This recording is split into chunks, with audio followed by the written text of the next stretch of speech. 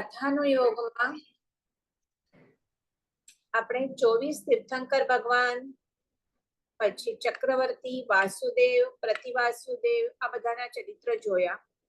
24 તીર્થંકર પરમાત્મામાં ઋષભદેવ ભગવાનનું અને મહાવીર સ્વામીનું આપણે કઈ ડિટેલમાં આપણું એમનું ચરિત્ર જોયું. આપણે લિંક વાઇઝ જઈ રહ્યા છીએ. એ બધું થઈ ગયા પછી એના પછી આપણે બધા ચક્રવર્તી ને વાસુદેવ, પ્રતિવાસુદેવ પછી હવે પાછા આપણે મહાવીર સ્વામી ઉપર આવ્યા. અને એમાં મહાવીર સ્વામીના જે એમના રિલેટેડ ઘણી બધી કથાઓ છે. એમના શાસનમાં જે પણ રાજ્યકર્તાઓ થયા છે, ઘણા બધા જણને દીક્ષા લીધી, તો ઘણી બધી કથાઓ છે. પણ મેં વિચાર કર્યો કે આપણે શું કહેવાય એક પ્રોપર લિંક વાઇઝ જઈએ. એટલે સૌથી પ્રથમ આપણે મહાવીર સ્વામીના પછી એમને જે 11 ગણધર એટલે જે એમના મુખ્ય શિષ્યો હતા, કે જે પ્રથમ બ્રાહ્મણ હતા અને પછી પોતાના શિષ્યો સાથે એમણે મહાવીર પ્રભુ પાસે દીક્ષા લીધી. એમના મનમાં જે શંકાઓ હતી વેદ પ્રત્યે, વેદ વાક્યો પ્રત્યે, એ શંકાઓનું પ્રભુએ નિરસન કર્યું અને એમને સત્ય વસ્તુ સમજાતા એમણે પ્રભુ પાસે દીક્ષા લીધી પોતાના શિષ્યો સાથે. જેમ કે પ્રથમને એમને જ પ્રભુએ ગણધર પદે સ્થાપ્યા, જેમાં સૌથી પ્રથમ ગણધર ઇન્દ્રભૂતિ ગૌતમ સ્વામી. અને આપણને બધાને જ ખબર છે, મહાવીર સ્વામી આપણને નામ આવે એટલે ગૌતમ સ્વામી તો આપણને સાથે યાદ આવે જ. અને ઇવન આપણે જ્યારે ચોપડા પૂજન હોઈએ ત્યારે પણ ગૌતમ સ્વામીની લબ્ધિ હોજો એ લખી. એટલે આ 11 ગણધરોની 11 બ્રાહ્મણોની જે શંકાઓ હતી, એક શંકા, કઈ શંકા છે, આત્મા છે કે નહીં, બીજાની કર્મ છે કે નહીં, કોઈને જીવ મરીને પાછો મનુષ્ય મરીને મનુષ્ય થાય કે બીજો થાય, એ બધી આપણે જોઈ. અને એના પછી મેં કીધું એવી રીતે ગૌતમ સ્વામી સૌથી પ્રથમ ગણધર. અને આપણે બધાને 11 ગણધરના આપણે નામ જ એમને ગૌતમ સ્વામી તરીકે ઓળખીએ છીએ, પણ એકચ્યુઅલી ગૌતમ તો એમનું નામ હતું જ નહીં. નામ એ એમનું ગોત્ર હતું, કે આપણે કહીએ ને જેમ સરનેમ કહીએ એમ. એમનું નામ તો એમનું ઇન્દ્રભૂતિ ગૌતમ હતું, પણ એ ગૌતમ સ્વામી તરીકે જ પ્રસિદ્ધ થયા છે. દરેક દેરાસરમાં પણ આપણે જોઈએ તો ગૌતમ સ્વામીની પ્રતિમા તો હોય જ. ભલે મહાવીર સ્વામી મૂળ નાયક ન પણ હોય તો પણ ગૌતમ સ્વામીજીની પ્રતિમા હોય. તો એ ગૌતમ સ્વામીને લગતી જે કથાઓ હતી એ કથાઓ આપણે જોઈ, કે જેમાં આપણે એમને લબ્ધિ કહીએ કે જેમને દીક્ષા આપે એમને કેવળ જ્ઞાન થાય. કે એમાં આપણે સાલ મહાસાલ ને એમનો ભાણેજ એ આપણે જોઈ. પછી 15 તાપસોની કથા જોઈ. તો કે જે 15 તાપસ હતા, કે જ્યારે ગૌતમ સ્વામીને ખબર પડે છે કે જે અષ્ટાપદ ચડી અને ઉપર જાય ત્યાં પ્રભુની ભક્તિ વગેરે કરે અને એક રાત રહીને નીચે આવે, એને કેવળ જ્ઞાન એમનું મોક્ષ પાક્કું છે. એટલે એમને એમ થતું હતું કે હું જેમને દીક્ષા એટલે મારા પછીના બધાને કેવળ જ્ઞાન થાય છે, પણ મને નતું થતું. જે એમના રાગના લીધે, પ્રભુ પ્રત્યેના રાગ લીધે અટકતું હતું. તો એ જાય છે અષ્ટાપદ પર, ત્યાં 15 પોતાના લબ્ધિથી, કારણ ગૌતમ સ્વામીને લબ્ધિના ભંડાર કીધેલું છે. એટલી બધી સાધના હતી એમની કે એમને કેટલી બધી લબ્ધિઓ ઉત્પન્ન થયેલી. તો એ આપણે બધું જોયું કે એ પોતાના ચારણ લબ્ધિથી, કે એનાથી એ સૂર્યના કિરણો પકડીને ઉપર જાય છે પ્રભુના ત્યાં અષ્ટાપદ માં જે 24 તીર્થંકર ભગવાનની મૂર્તિઓ ભરાવેલી હતી ભરત ચક્રવર્તીએ, ત્યારે આદેશ્વર પ્રભુના નિર્વાણ પછી. એના પછી મહાવીર સ્વામી પછી તો ઘણો કાળ થઈ ગયો. ગૌતમ સ્વામી, મહાવીર સ્વામી, એટલે જે લોકોની ઊંચાઈ હતી, વીર્ય હતું, એ પણ ઘણું ઓછું થઈ ગયું. એટલે ત્યારે જે અષ્ટાપદ ઉપર જે બનાવેલું હતું, અષ્ટાપદ 8 પગથિયા ઉપર, આ પર્વત ઉપર જે જીન ચૈત્ય ભરત ચક્રવર્તીએ બનાવ્યું હતું, કે જેમાં 24 તીર્થંકર ભગવાનની પ્રતિમાઓ એમણે, એટલે ત્યારે તો હજી ખાલી પ્રથમ જ તીર્થંકર થયા હતા, પણ એમને 24 તીર્થંકરની પ્રતિમાઓ એમના હાઈટ પ્રમાણે ત્યારની ભરાવેલી હતી.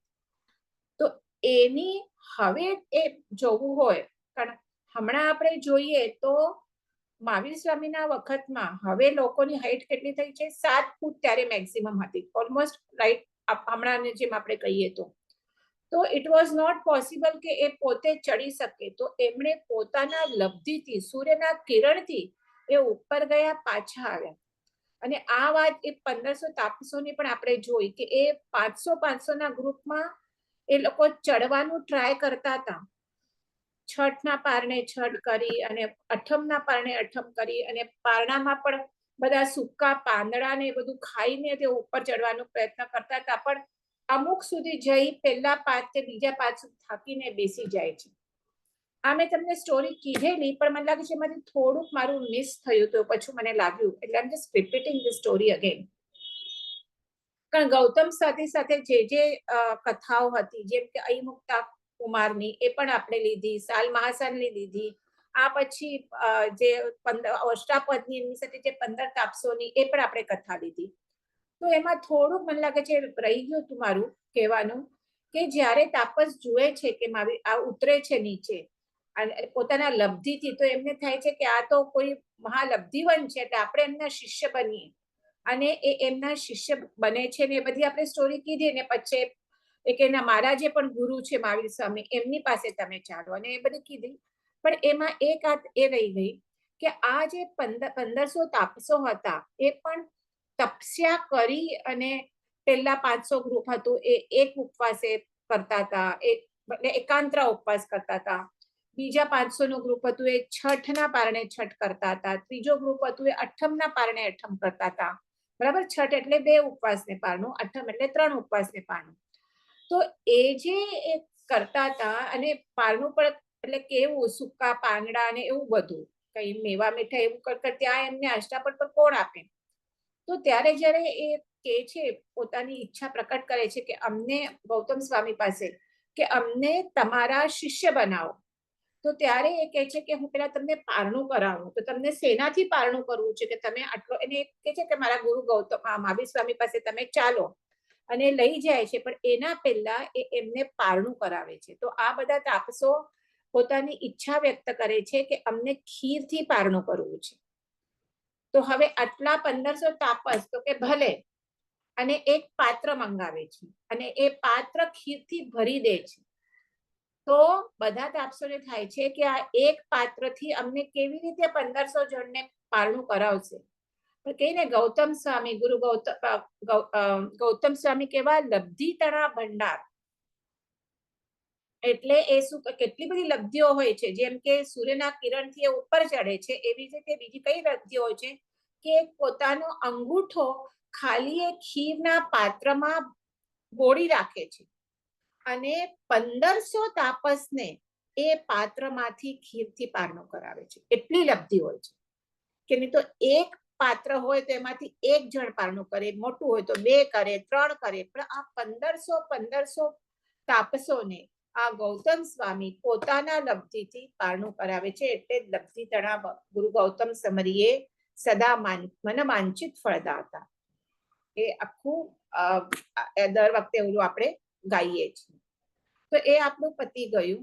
અને હવે મને થયું આપણે લાઈનથી જઈએ છીએ.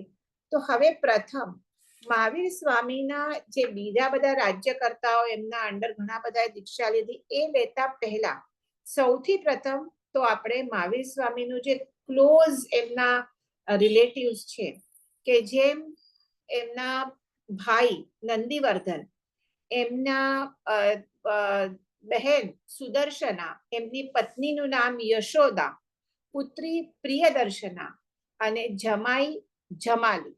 તો એના વિશે આપણે થોડું આજના આપણા ક્લાસમાં જોઈએ. તો એમનો પ્રભુ મહાવીરનો જન્મ ક્યારે થયો હતો? વિક્રમ સંવત 543 પૂર્વે, વિક્રમ સંવત પૂર્વે. આજે વિક્રમ સંવત આપણે હમણાં કાઉન્ટ કરીએ છીએ, જે આ દિવાળીના નવું વિક્રમ સંવત ચાલુ થયું પડવાના દિવસથી. તો એના પૂર્વે 543માં ચૈત્ર સુદ 13ના એમનો જન્મ થયો હતો. હવે એમના જે માતા પિતા હતા, સિદ્ધાર્થ રાજા અને ત્રિશલા રાણી, આપણે બધાને ખબર છે. એ શું હતા? એ પાર્શનાથ પરંપરાનું ધર્મ એ પાલન કરતા હતા. કારણ મહાવીર સ્વામી હમણાં જન્મ્યા છે અને એના પહેલા 250 વર્ષ પૂર્વે જ ખાલી પાર્શનાથ ભગવાન થઈ ગયા હતા અને આ જ વિતરાગ ધર્મ એમને પ્રરૂપેલ હતું. એટલે એની એ ફોલો કરતા હતા સિદ્ધાર્થ રાજા અને ત્રિશલા રાણી. અને ત્રિશલા રાણી પણ એના પિતાનું નામ હતું ચેતક રાજા. એ પણ જૈન ધર્મના જ ફોલોઅર હતા, સમ્યકદર્શી જીવ હતા. એમને 7 પુત્રીઓ હતી, એમાંથી એક પુત્રી હતી જ્યેષ્ઠા. એ જ્યેષ્ઠા એ આ મહાવીર પ્રભુના જ્યેષ્ઠ પુત્ર કોણ? નંદીવર્ધન રાજા. એ નંદીવર્ધન રાજા સાથે આ જ્યેષ્ઠા જે વૈશાલી ગણતંત્રના અધિપતિ ચેતક રાજા એમની સાથે આ જ્યેષ્ઠાને પરણાવેલું. અને આ મેં કીધું એવી રીતે સિદ્ધાર્થ રાજા અને જેમ ત્રિશલા રાણી જેમ પાર્શનાથ ભગવાનનો કુળધર્મ પાળતા હતા, એવી પાર્શનાથ પરંપરાનો, એવી જ રીતે આ ચેતક રાજા અને એની દીકરી કોણ? આ જ્યેષ્ઠા કે જે નંદીવર્ધનની પત્ની હતી, એ પણ એક પાર્શનાથ ભગવાનનો પાર્શનાથ પરંપરાને એને એ ફોલો કરાવતા હતા, એમાં દ્રઢ શ્રદ્ધા ધરાવતા હતા. હવે સિદ્ધાર્થ રાજા, પ્રથમ આપણે સિદ્ધાર્થ રાજા અને ત્રિશલા રાણી જોઈએ, પછી આપણે નંદીવર્ધનનું જોઈએ. એટલે એની સાથે જ કન્ટિન્યુએશન જ બધું આવતું જશે. તો સિદ્ધાર્થ રાજા અને ત્રિશલા રાણી જ્યારે વૃદ્ધાવસ્થે પહોંચ્યા પછી અમે જ્યારે આપણે મહાવીર સ્વામીનું જોતા હતા ચરિત્ર, ત્યારે તમને યાદ હોય તો મેં કીધેલું કે જ્યારે એ ગર્ભાવાસમાં હતા ત્યારે જે તીર્થંકર હોય એમને પહેલેથી જ મતિ જ્ઞાન, શ્રુત જ્ઞાન અને અવધિ જ્ઞાન એ 3 જ્ઞાનના ધણી હોય. એટલે આપણે હમણાં મતિ જ્ઞાન અને શ્રુત જ્ઞાન 2 જ જ્ઞાન છે, પણ તીર્થંકરને હંમેશા મતિ જ્ઞાન, શ્રુત જ્ઞાન અને અવધિ જ્ઞાન 3 જ્ઞાન હોય. અને જ્યારે દીક્ષા ગ્રહણ કરે ત્યારે 4થું જ્ઞાન મનઃપર જ્ઞાન એમને ઉત્પન્ન થાય અને પછી સાધના કરીને પંચમ કેવળ જ્ઞાન એમને પ્રાપ્ત થાય. તો એ ગર્ભાવસ્થામાં હોય છે ત્યારે એ 3 જ્ઞાનના તો ધણી હતા.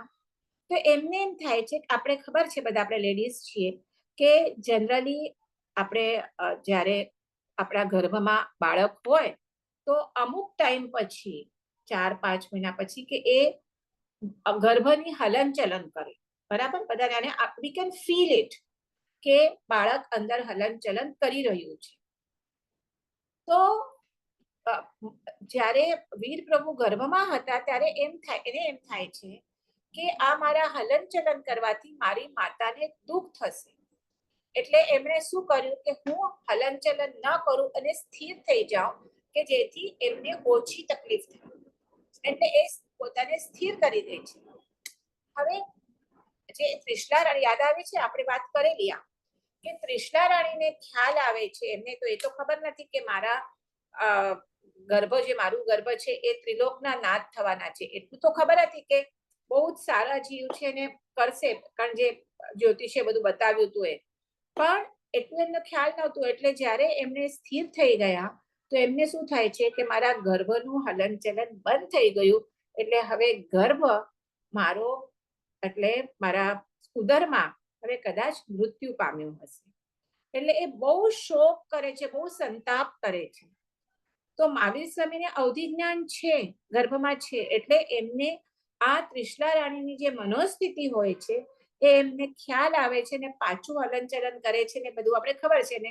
શી વોઝ હેપી, પણ એટ ધેટ ટાઈમ એ મનમાં વિચારે છે કે હજી તો મારે જન્મ પણ નથી થયો, હું ગર્ભાવસ્થામાં છું અને મારા માતાને મારા પર આટલો રાગ છે. તો એ ત્યારે નક્કી કરે છે કે જ્યાં સુધી એ જીવતા હશે ત્યાં સુધી હું દીક્ષા ગ્રહણ નહીં કરું. એમના પછી જ હું આ સંસારનો ત્યાગ કરીશ. નહીં તો કે હમણાં એને એટલું મારા પર મોહ છે, મારા જન્મ્યા પછી તો કેટલો મોહ એમને હશે. આજે આ ચીજ એમણે ગર્ભાવસ્થામાં નક્કી કરી હતી. એટલે એમણે જે આ સિદ્ધાર્થ રાજા અને ત્રિશલા રાણી હોતા સુધી એ હજી કુમાર અવસ્થામાં રાજ્યમાં જ હતા. સિદ્ધાર્થ રાજા અને ત્રિશલા રાણી જ્યારે વૃદ્ધાવસ્થાએ પહોંચે છે, પાર્શનાથ ભગવાનનો પરંપરાનો ધર્મનું પાલન કરે છે, ચુસ્ત શ્રાવક પ્રાવહ્ય છે. એટલે જ્યારે હવે લાગે છે કે હવે વૃદ્ધાવસ્થામાં પહોંચ્યા છે, તો પોતાના બધી આલોચના કરી લે છે અને હવે આલોચના કરી પ્રાયશ્ચિત કરી આત્માને નિર્મળ કરાવે છે. હવે જુએ છે કે હવે અમારું અંતિમ સમય છે, તો અનશન કરે છે. આ પણ એક શ્રાવકનું કર્તવ્ય કે લાગે હવે અંતિમ સમય છે, ત્યારે શ્રાવકનું કર્તવ્ય શું છે? અનશન કરવાનું. એટલે દર્ભના આસન બેસી ચારે પ્રકારના આહારનો ત્યાગ કરી એમણે સંધારો કર્યો અને શું થયા? એ મૃત્યુ પામ્યા. હવે મહાવીર સ્વામીને તો સંયમ તો લેવાનું જ હતું, પણ એમનો જે અભિગ્રહ હતો કે જ્યાં સુધી માતા પિતા છે ત્યાં સુધી હું શું કરું? ત્યાં સુધી હું સંયમ ગ્રહણ નહીં કરીશ. માતા પિતા હવે હયાત નથી રહ્યા, એટલે મોટા ભાઈ નંદીવર્ધન પાસે જઈને કહે છે કે હવે મને રજા આપો, મને સંસાર ત્યાગ કરવો છે. ત્યારે નંદીવર્ધન કહે છે કે હમણાં જ માતા પિતાનો વિયોગ થયો છે અને હવે તમે પણ જશો તો હવે મારાથી બંધુ વિયોગ બધા સાથે હું સહન નહીં કરી શકું. તો તમે થોડા ટાઈમ માટે સંસારમાં રહો અને પછી ભલે તમે દીક્ષા લેજો. એટલે રાજકુમાર વર્ધમાન ત્યારે હજી એમણે દીક્ષા લીધી નથી, મહાવીર સ્વામી નથી થયા ત્યારે. એટલે એમણે રાજકુમાર વર્ધમાને શું કર્યું? પોતાના મોટા ભાઈના ઈચ્છાને માન આપ્યું અને વધુ 2 વર્ષ સંસારમાં રહેવાનું નક્કી કર્યું. અને જ્યારે એમણે 2 વર્ષ પછી દીક્ષા લે છે, ત્યારે એનો મોટા ભાઈ નંદીવર્ધન ખૂબ ધામધૂમથી પ્રભુની દીક્ષા ઉત્સવ કરાવે છે. પછી પ્રભુ સાધના કરે છે, કેવળ જ્ઞાન કેવળ દર્શન પામે છે, તીર્થની સ્થાપના કરે છે. અને ત્યારે આ નંદીવર્ધન અને એની પત્ની જ્યેષ્ઠા એ શ્રાવકના 12 વ્રત પ્રભુ પાસે ગ્રહણ કરે છે અને પોતાનું આત્મકલ્યાણ કરે છે. અને જ્યેષ્ઠા એવું એક અનુશ્રુતિ એવી છે કે જ્યેષ્ઠા હોય છે એ પોતાના પતિની, એટલે ક્યાંક એવું છે કે એમણે 12 શ્રાવકના વ્રત ગ્રહણ કર્યા. અમુક ઠેકાણે એમ આવે છે કે પોતાના પતિ નંદીવર્ધનની અનુમતિ લઈ મહાવીર સ્વામી પાસે દીક્ષા લે છે અને પ્રભુ એને ચંદનબાળાને શિષ્યા બનાવે છે. હવે ચંદનબાળાની સ્ટોરી આપણે મને લાગે છે નથી લીધી કે આવી ગઈ છે, મને યાદ નથી આવતું, જોવું પડશે. તો એ ચંદનબાળા એટલે સૌથી પ્રથમ શિષ્ય લાગે છે. આપણે થઈ ગઈ છે ચંદનબાળા. જ્યારે મહાવીર સ્વામીનું આપણે ચરિત્ર કરતા હતા ત્યારે ચંદનબાળાની આપણે કથા કરી લીધી છે કે જે પ્રથમ શિષ્ય થાય છે, તો એમની એ ચંદનબાળાની શિષ્યા એને જ્યેષ્ઠાને બનાવે છે. હવે આપશું એમની દીકરી પ્રિયદર્શના, એમની બેન સુદર્શના. એનું કંઈ બહુ મળતું નથી આપણને, પણ સુદર્શનાનો પુત્ર જમાલી અને મહાવીર સ્વામીની પુત્રીનું નામ હોય છે પ્રિયદર્શના. તો એ પ્રિયદર્શનાના લગ્ન આ એની બેન સુદર્શનાના પુત્ર જમાલી સાથે, એટલે કે મહાવીર સ્વામીના ભાણેજ સાથે એમના થયા હતા. હવે ત્યારના જમાનામાં આવી રીતે લગ્ન મને લાગે છે થતા હશે. આજે પણ આપણે સાઉથમાં જઈએ તો આવી રીતે મામા ભાણેજીના લગ્ન થતા હોય છે. મામા તો નહીં, મને લાગે છે મામા તો ન કહીએ પણ શું કહીએ, ફઈનો દીકરો ને અહીંયાની મામાની દીકરી, એવી રીતે થયું. પણ આપણે અહીંયા તો આમ નથી કરતા, પણ સાઉથમાં વગેરે અમુક કાસ્ટમાં એ લોકો કરતા હોય છે. તો એ એમની દીક્ષા થઈ હોય છે, આઈ મીન લગ્ન થયા હોય છે. થોડાક ટાઈમ પછી આ જમાલી હોય છે, જે મહાવીર સ્વામીનો જમાઈ હોય છે, એ પ્રભુ એક વખત વિહાર કરતા જે નગરમાં જમાલી હોય છે ત્યાં આવે છે. જમાલી ત્યાં પ્રભુની દેશના સાંભળવા જાય છે. દેશના સાંભળીને વૈરાગ્ય થાય છે અને એને માતા પિતાની આજ્ઞા લઈ અને એ 500 ક્ષત્રિયો સાથે એ દીક્ષા ગ્રહણ કરે છે. અને પ્રિયદર્શના એ પોતાના પતિ દીક્ષા ગ્રહણ કરી છે. પતિ અને પિતા તો છે જ તીર્થંકર પરમાત્મા, એટલે એ પણ 1000 સ્ત્રીઓ સાથે એ પણ પ્રભુ પાસે દીક્ષા લે છે. હવે અહીંયા આપણે જમાલીની ખાસ કથા લેવાની છે, કારણ જમાલી પ્રભુ પાસે દીક્ષા તો લે છે, પણ પછી એ નિંદવ કહેવાયા છે. નિંદવ એટલે શું કે એ ત્યારે તો દીક્ષા લે છે, પરંતુ ક્યારેક એવો ગાઢ મિથ્યાત્વનો ઉદય થાય છે કે એમને પ્રભુના તત્વ ઉપર જ શંકા જાગે છે, અને એ જે આ નિંદવ હોય એ પ્રભુના શાસનમાં આવી રીતે 8 નિંદવ થઈ ગયા છે. આપણે બધા નિંદવ તો ખબર નહીં જોશું કે નહીં, પણ આ જમાલીની કથા જે આપણે હમણાં પ્રભુના એમના જે ફર્સ્ટ ક્લોઝ રિલેટિવ એમાં જમાઈ છે એમની આપણે કથા જોઈએ છીએ, તો એની સાથે આ નિંદવની આપણે એટલે અને કેવી રીતે નિંદવ શું થયું એ આપણે જરા જોઈએ. તો નિંદવ એટલે શું કે એ જીન પ્રવચન હોય એમાંથી કોઈ એક વાતનો નિષેધ કરે છે કે ના આ વાત બરાબર નથી. પ્રભુ તીર્થંકર પરમાત્મા તો કેવળ જ્ઞાની છે, એટલે કોઈ વાત એમની બરાબર ન હોય બને જ નહીં. આપણે પણ જ્યારે પ્રતિક્રમણ પાડીએ ત્યારે આપણે બોલીને જમ જમ જણેન બદ્ધમ જમ જમ વાયાય પાસ્યમ પાવમ કાયણ વિદુટ્ટ કે નિચ્છામ નહીં એ નહીં જમ સંતરા અણે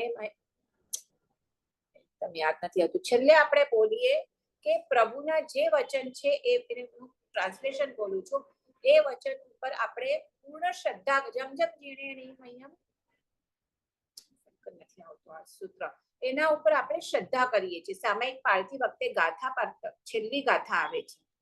તો આ જે નિંદવ હોય છે એ કોઈ પ્રવચનનું એક વાત એને નિષેધ કરે છે કે આ વાત સત્ય નથી, એટલું જ નહીં એની પાછી પ્રરૂપણા કરે અને ઘણા બધા જણને એમાં એને મનાવે, એટલે ઊંધી પ્રરૂપણા કરે. એવું એનું ગાઢ મિથ્યાત્વનો ઉદય હોય કે બીજા એમના જે સિનિયર સાધુ વગેરે હોય એ એમને સમજાવે તો પણ એ સમજે નહીં અને પોતાનો આખો જુદો મત પ્રવર્તાવે. તો આવા 8 નિંદવ થઈ ગયા છે મહાવીરવાસીને કે વિતરાગ પરમાત્માના શાસનને ન માનનારા અને પોતાના મતિ પ્રમાણે એ તત્વની કલ્પના કરે છે.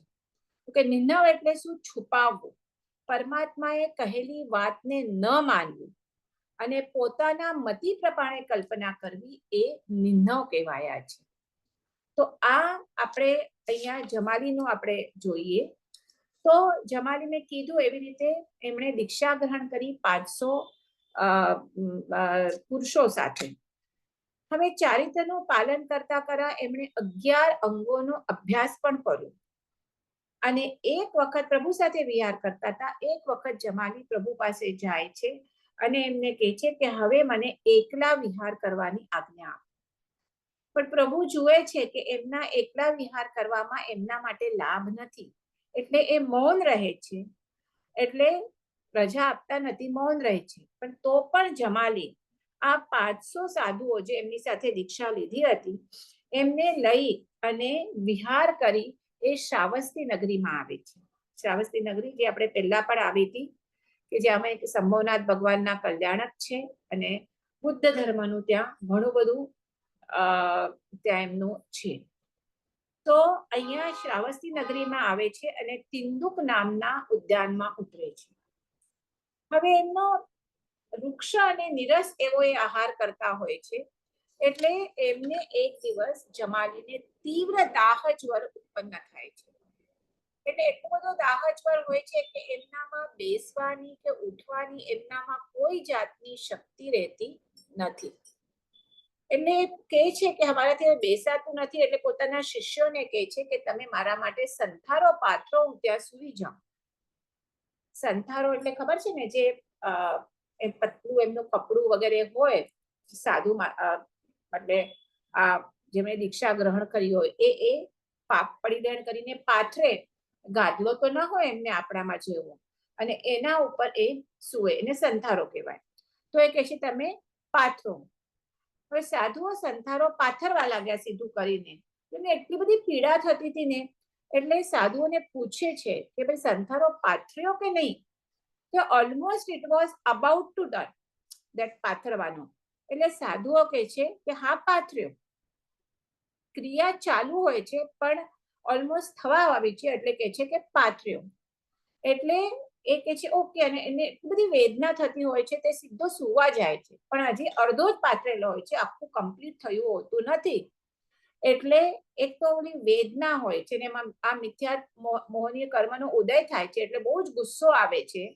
અને એ કહે છે કે એક સિદ્ધાંતનું વચન છે પ્રભુના, ક્રિયમાણમ કૃતમ, એટલે કે જે કરાતું કાર્ય હોય એને કરેલું કહેવાય. કરાતું એટલે એ જે સંધારો પાથરી રહ્યા છે એ કાર્ય હજી ચાલુ છે, પણ એ એમણે કીધું કે સંધારો પાથર્યો એટલે કરેલું કહેવાય એવી રીતે. પણ એમને એટલો મિથ્યાત્વનો ઉદય આવે છે કે આ ખોટું છે, કે હજી પથરાઈ નથી ગયો અને એમણે મને કીધું કે આ પાથરી ગયો છે. એટલે આ સિદ્ધાંત બરાબર નથી, અસત્ય છે. અને કે એનું મને આજે પ્રત્યક્ષ અનુભવ પણ થયો છે કે જે વસ્તુ કરાતી હોય એને કરેલી કહેવાય નહીં, પરંતુ જે કાર્ય પૂરું થઈ ગયું હોય એને જ કર્યું કહેવાય. હવે આ પ્રમાણે એ વિચારે છે. હવે પછી તો એમને દાહજોર ઉતરી ગયો હશે કે પણ પછી આ બધા એમને વિચાર આવે છે કે જે કાર્ય કમ્પ્લીટ થઈ ગયું છે એને જ કરેલું કહેવાય, જે કરાતું હોય એને કહેવાય નહીં. આ ભગવાનના વાક્યો સત્ય નથી. તો એટલે જે એમના જે સાથે એને બીજા પોતાના જે નીચે અંડર હોય છે એમને આ વાત સમજાવવા લાગ્યું કે આ કથન સત્ય નથી. તો ત્યારે એમના સમુદાયના જે સ્થવિર સાધુ હોય, સ્થવિર એટલે સિનિયોરિટીમાં, દીક્ષામાં, જ્ઞાનમાં, એને સ્થવિર કહેવાય. તો એ સમજાવે છે કે ક્રિયમાણમ કૃતમ, કે એ જે પ્રભુએ કહ્યું છે એ ભગવાનના વાક્યો સત્ય જ છે, એમાં કંઈ અસત્ય નથી, કોઈ વિરોધ પણ નથી. કે જુઓ, તમે તમારો સંથારો અડધો તો પાથરાઈ જ ગયો હતો, એ પાથરેલો જોઈને તમે સંથારો કર્યો નથી એવી રીતે તમે બોલા છો, પણ અડધો તો પાથરેલો જ છે. જો પાથરેલો જ ના હોય તો તમે કેમ આવી રીતે બોલત કે સંથારો પાથર્યો નથી? એટલે સંથારો જેટલો પથરાયો છે એટલો તો પાથર્યો જ છે. તે કઈ હવે એટલે આ તમે જે કરો છો કે પૂરું પથરાઈ થાય પછી જે કાર્ય પૂરું થયા પછી બોલાય, એ વાત સત્ય નથી. એટલે ઘણું બધું એ અનેક યુક્તિઓથી, અનેક લોજિકથી એ સ્થવિરો જમાલીને સમજાવે છે. પણ ત્યારે એમનો એવો મિથ્યાત્વ મોહનીયનો ઉદય આવે છે કે એ સમજતા નથી. એટલે જે બીજા સ્થવિર મહાત્માઓ હોય છે એ જમાલીને છોડી દે છે કે હવે એને પ્રભુના વાક્યો ઉપર એને શંકા જાગવા લાગી છે, એટલે એની સાથે રહેવું અમારા માટે સારું નથી. એટલે એ પ્રભુ પાસે પાછા ચલા જાય છે. પણ હવે જે પ્રિયદર્શના હોય છે, જે પોતાના પતિ સાથે એને દીક્ષા ગ્રહણ કરી છે, પણ હજી પતિ પ્રત્યે અનુરાગ તો છે, ભલે દીક્ષા ગ્રહણ કરી છે તો પણ અનુરાગ તો છે. એટલે બીજા સાધુઓ જ્યારે જમાલીને અમુક સાધુઓ છોડીને જાય છે ત્યારે એ જમાલી સાથે જ રહે છે, એટલે એની સાથે જ એ વિચરે છે. અને એનો હવે મેં કીધું એવી રીતે શું કરે, એટલું જ એ પોતાનો નવો મત ગ્રહણ ચલાવે. જેમ કે જમાલીએ બહુરથ મત, એના મતની ઉત્પત્તિ થઈ બહુરથ મત, કે દીર્ઘકાળમાં કાર્યની ઉત્પત્તિ માનવા વાળા એ આ બહુરથ મત કહેવાય. અને જે ક્યારે એ થયું, આ મહાવીર સ્વામીના કેવળ જ્ઞાન પ્રાગટ્ય પછી 14મા વર્ષે આ મતની સ્થાપના થયેલી છે. તો આ જે બહુરથ મત હતું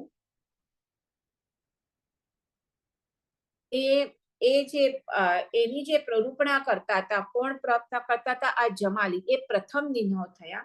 અને પ્રિયદર્શના પણ એને જ અનુસરતી હતી. આફ્ટર પતિ હતા, પતિ પ્રત્યે વધારે રાગ હોય, એટલે એ એમની સાથે જ શું કરતા હતા, એ વિચરતા હતા, કે એમના પંથ પ્રમાણે જ એ ચાલતા હતા.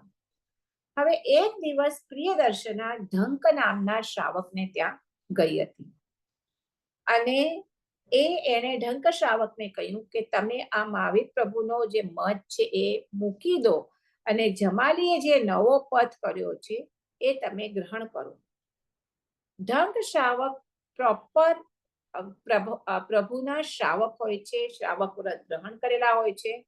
એટલે એને થાય છે કે આ એમની દીકરી પ્રિયદર્શના ચૂકી છે, પણ હવે એને પાછો લાઈન ઉપર લાવવાનું કામ મારું. એટલે શું કરે છે, એને પ્રતિબોધ કરવું પડે ને, તો પ્રતિબોધ કરવા માટે એ જ્યાં આ પ્રિયદર્શના સ્વાધ્યાય કરતી હોય છે ત્યાં જાય છે અને એક અગ્નિનો એક અંગારો લે છે અને એની જે પછેડી આપણે દુપટ્ટો પર કહીએ તો આપણી પછેડી આપણે બેસીએ તો શું નીચે જમીન પર જાય, તો ત્યાં એક અંગારો બળતો અંગારો લઈ અને એના ઉપર રાખી દે છે, એટલે એ વસ્ત્રનો છેડો બળી જાય છે. બટ નેચર છે, કોઈ આવીને આપણા પર અંગારા રાખે કે આપણો વસ્ત્ર બળી જાય તો આપણે કેટલા ઇરિટેટ થઈ જઈએ. તો પ્રિયદર્શના પણ કહે છે કે તમે શું કર્યું, મારું વસ્ત્ર બાળી નાખ્યું. ત્યારે ઢંકે કહે છે કે આ તો થોડુંક જ વસ્ત્ર બળ્યું છે, તમે એમ કેમ કહો છો કે આખું વસ્ત્ર બાળી નાખ્યું? તમે તો પ્રરૂપણા કરો છો કે આખું વસ્ત્ર બળી જાય ત્યારે જ એ બળેલું કે. હવે આ બધું ઢંકર શ્રાવકે ખાલી પ્રિયદર્શનાને પ્રતિબોધવા માટે આ કર્યું. એટલે આ પ્રિયદર્શના પણ સ્માર્ટ હોય છે, એટલે સમજી જાય છે કે આ એમણે મને સમજાવવા માટે જ કીધું છે, મહાવીર પ્રભુની વાત અસત્ય હોય જ નહીં. એટલે એ પરમાત્મા પાસે જાય છે, ક્ષમાયાચના કરે છે, જે પ્રાયશ્ચિત હશે પ્રાયશ્ચિત લઈ અને શું થાય છે એમની સાથે આ પાછા પ્રિયદર્શના સાધ્વી એમની સાથે પ્રભુ મહાવીર સાથે વિચારવા માંગે છે. પરંતુ જમાલી હોય છે, જે જમાઈ એ સમજતા નથી.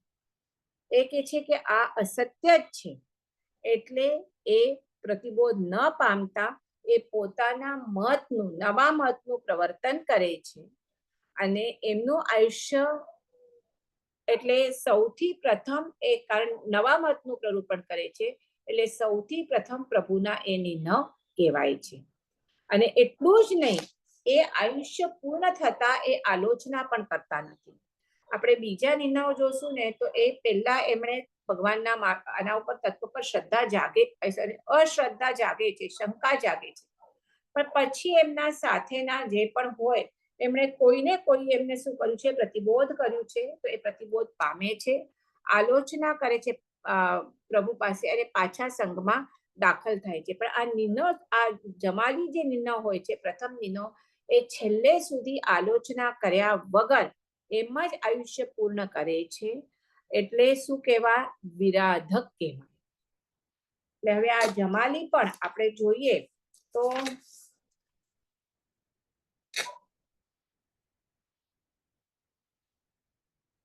આમાં તો નથી લખેલું. જમાલી પણ શું કહેવાય, હમણાં તો એ વિરાધક કહેવાયા, પણ પછી અલ્ટિમેટલી એ પણ દીક્ષા લઈને મોક્ષે જશે. આ એક નિર્ણયનું, આમ તો ઘણા નિર્ણયો છે, બધાના અલગ અલગ આનાથી છે, પણ મને લાગે છે આના એના ઉપર નહીં જઈએ, શાયદ તમે કન્ફ્યુઝ થઈ જશો. વી વિલ ગો આ નેક્સ્ટ સ્ટોરી ઉપર જઈએ આપણે. તો પ્રિયદર્શના પતિ ગયું આપણો, એટલે નંદીવર્ધન રાજા જોયું. આ આપણે એના પછી નંદીવર્ધન રાજા પછી આપણે પ્રિયદર્શના, જમાલી અને જમાલીનું જે કથાનક છે, નિર્ણયોનું કથાનક, એ આપણે જોયું. હવે આમ તો હતું મને કે અહીંયા આપણે સ્ટોપ કરી અને નેક્સ્ટ ટાઈમથી આપણે બીજું, પણ અહીંયા એમનો જે પરિવાર હતો એમની જે કથાઓ હતી એ અહીંયા પૂરી થાય છે, પણ ઘણી વાર બાકી છે. તો હવે આપણે પ્રભુના મેં કીધું એવી રીતે ઘણા બધા એમની પાસે એમના સાંભળી અને ઘણા રાજ્યના રાજાઓએ દીક્ષા લીધી છે, ઘણા ગૃહસ્થોએ લીધી છે, ઘણા ગૃહસ્થોએ દીક્ષા નહીં લીધી શકે તો 12 વ્રતનું ગ્રહણ કર્યું છે. તો એ બધી કથાઓ પણ આપણે આવશે. તો એના સૌથી પ્રથમ આપણે લેશું મગધરાજ શ્રેણિક. શ્રેણિક ડગલે ને પગલે હવે આપણને આ શ્રેણિક રાજા આવવાના છે. શ્રેણિક રાજા જે આવતી 24મીમાં પ્રથમ તીર્થંકર થવાના છે. એમનું આખું પ્રથમ તીર્થંકરનું આખું દેરાસર, અમારે ઉદયપુર કે જોધપુર ક્યાંક અમે ગયા હતા, and that must be the very rare દેરાસર કે હવેના 24મીમાં એવો તીર્થંકર થવાના છે. અત્યારથી એમનું શું છે, સેપરેટ એમનું આખું મંદિર જ બનાવેલું છે. ઓનું આ પદ્મનાભ સ્વામી એટલે પ્રથમ તીર્થંકર શ્રેણિક રાજાનો જે જીવ હતો એ. અને આપણે જોઈએ તો કચ્છમાં 72 જિનાલયમાં પણ અતીત 24, વર્તમાન 24 અને અનાગત 24 છે. તો ત્યાં પણ આ અનાગત 24માં સૌથી પ્રથમ તીર્થંકર પદ્મનાભના થવાના છે. તો આ શ્રેણિક રાજાને આપણે કીધું એવી રીતે હવે ઉત્સર્પિણી કાળ થશે. હમણાં અવસર્પિણી કાળ ચાલુ છે, પછી જે ઉત્સર્પિણી કાળ આવશે એમાં પ્રથમ તીર્થંકર એ થશે. આ જે શ્રેણિક છે તેઓ શિશુ નાગવંશી મગધ રાજાના પ્રસેનજીતના પુત્ર હતા. રાજ્ય કયું? મગધ રાજા. આ કોણ હતા? રાજા કોણ હતા? પ્રસેનજીત. બરાબર છે. મગધના પ્રસેનજીતના પુત્ર, એમના પુત્ર આ શ્રેણિક રાજા હતા. હવે આ પ્રસેનજીત રાજા પણ ભગવાન પાર્શ્વનાથના અત્યંત ભક્ત હતા અને શ્રદ્ધાળુ શ્રાવક હતા. પ્રસેનજીત રાજા શું કર્યું? એમને ઘણા બધા, ત્યારે ઘણી બધી રાણીઓ હોય એટલે ઘણા બધા પુત્રો પણ થાય. તો ગાદી આપવી કોને અમારો પાછી યુવરાજ બનાવવો? એટલે પ્રસેનજીત રાજા બધા કુમારોને બોલાવી અને એમની શું કરે છે? પરીક્ષા ગ્રહણ કરે છે. અને એ પરીક્ષામાં સૌથી આપણે કહીએ પ્રથમ નંબરે કહીએ તો એ કોણ જીતી થાય છે? તો એ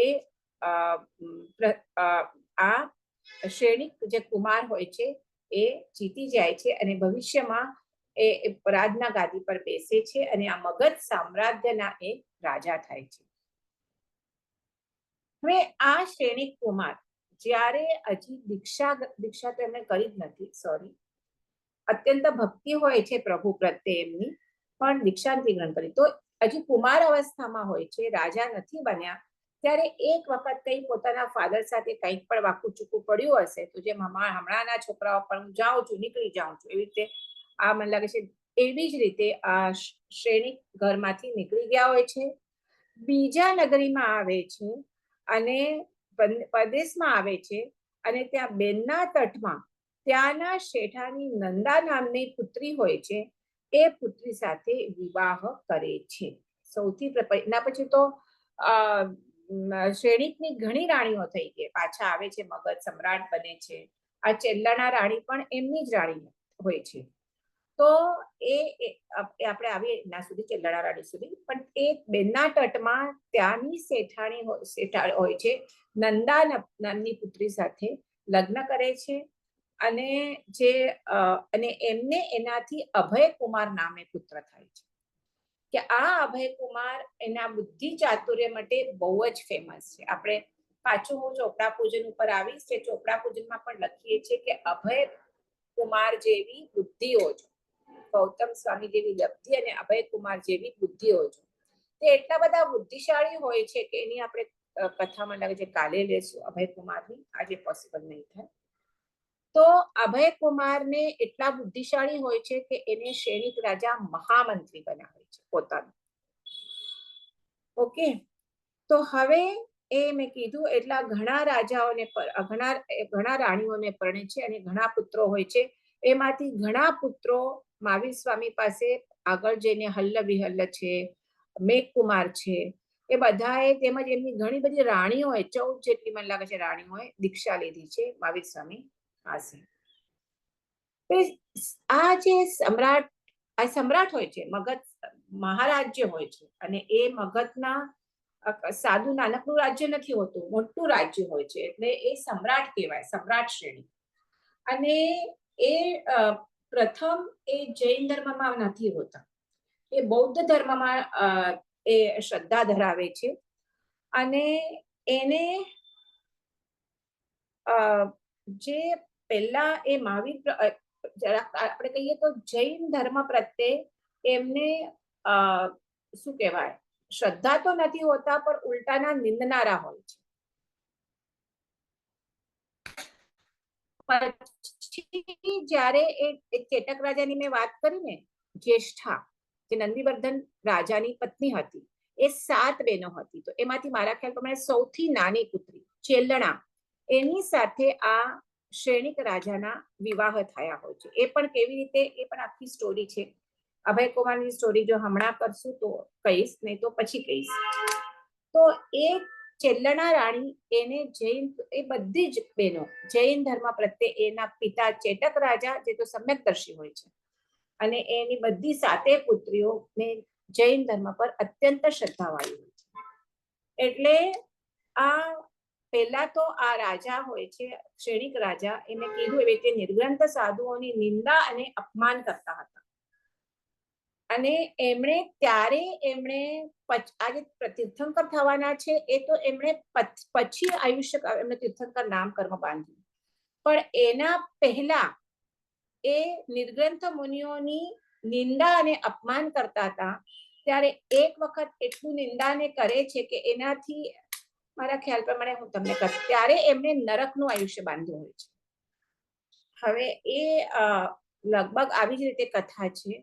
એક વખતે શિકાર પર નીકળ્યા હોય છે, મારા ખ્યાલ પ્રમાણે ક્ષણિક રાજાની જ છે, બે કથાઓ યાદ આવે છે, હું બેઉ કહું છું, બેમાંથી એક કથા છે. તો એ રાજા હોય આ તો કરે શું, શિકાર તો કરે, અને એમણે એક ગર્ભ સાથેના હરિણીનો શિકાર કરે છે. એ જે હરિણી હોય છે એ એના પેટમાં બચ્ચું હોય છે, અને જ્યારે એ શિકાર કરે છે ત્યારે એક બાણથી ઓલી જે એના પેટમાં એ બાણ લાગે છે ઓલા હરિણીના, અને એ પોતે તો મરે છે, પણ એ પેટમાં બાણ લાગવાથી ઓલું જે અંદર બચ્ચું હોય છે એ તરફડતું બહાર નીકળે છે, અને એ પણ ત્યાં મરણ પામે છે. એટલે એક બાણથી બે જીવની હત્યા થાય છે. આપણને આ સાંભળતા પણ અરોરાટી થઈ જાય, મને બોલતા પણ અરોરાટી થાય. પણ ત્યારે હજી આ ક્ષણિક રાજા કે જે એમને હજી ધર્મમાં શ્રદ્ધા નથી હોતી, તો એ ઉલટાના પોતાના એના પર એ ગર્વ કરે છે કે મારા એક બાણથી મેં બે જીવની હત્યા કરી.